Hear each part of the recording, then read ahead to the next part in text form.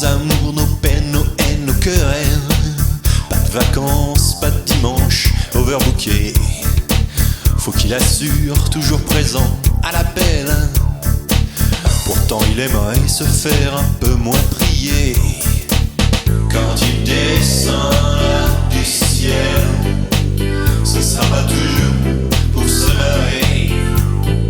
Son sale sourire d'éternel s'effacera quand il verra l'étendue de vos péchés. Stop, attendez, hein, ne partez pas. Je sais que j'ai dit The Walking Dead spécial Noël. Je sais, vous vous attendez tous à des zombies. Mais non, ça n'arrivera pas car même Robert Kirkman a un cœur. Et il sait s'arrêter pour Noël, quand il n'est pas occupé à massacrer ses personnages dans ses créations.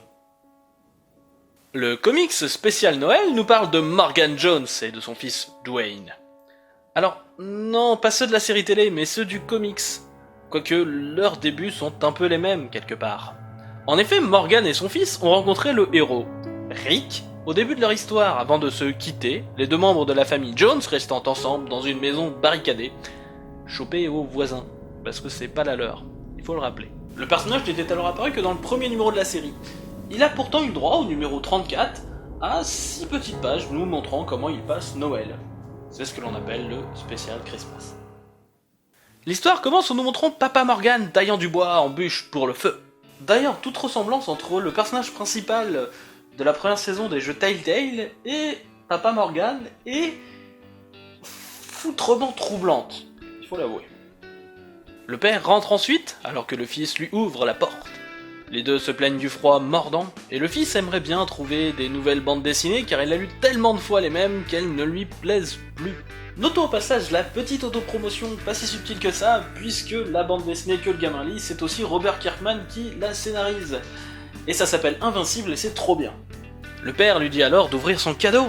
L'enfant lui répond qu'il n'est pas encore Noël et que du coup il a pas le droit. Ce à quoi Papa Morgan lui répond que de toute façon le calendrier veut plus rien dire, qu'ils se sont plantés dans les calculs et que de toute façon on sait plus quand on est et tout ça. C'est quand même le seul gosse au monde à rechigner à ouvrir ses cadeaux en avance. C'est dingue.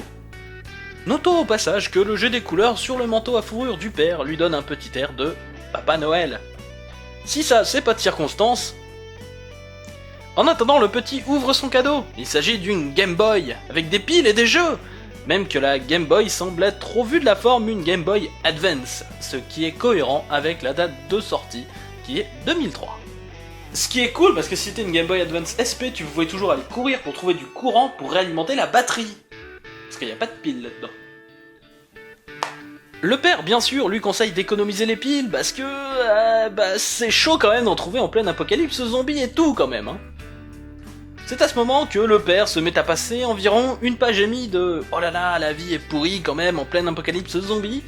Bref, toutes ces choses que les premiers tomes de The Walking Dead savaient si bien faire et vachement moins bien maintenant quand même. Et si je vous en ai parlé en mode dialogue j'en ai rien à foutre, c'est parce que je ne suis pas le seul. En effet, fiston Dwayne n'a rien entendu du baratin de son paternel, et nous sert un bon petit. Qui signifie une fois décodé, hein, excuse-moi, tu as parlé. Le père en est tout ému et essuie une larme en lui souhaitant un joyeux Noël. C'est qu'il faut le comprendre, il retrouve ici, pour la première fois depuis l'Apocalypse, l'esprit de Noël, à savoir offrir des cadeaux à des morveux suffisamment ingrats pour vous oublier une fois le présent obtenu et entre leurs mains.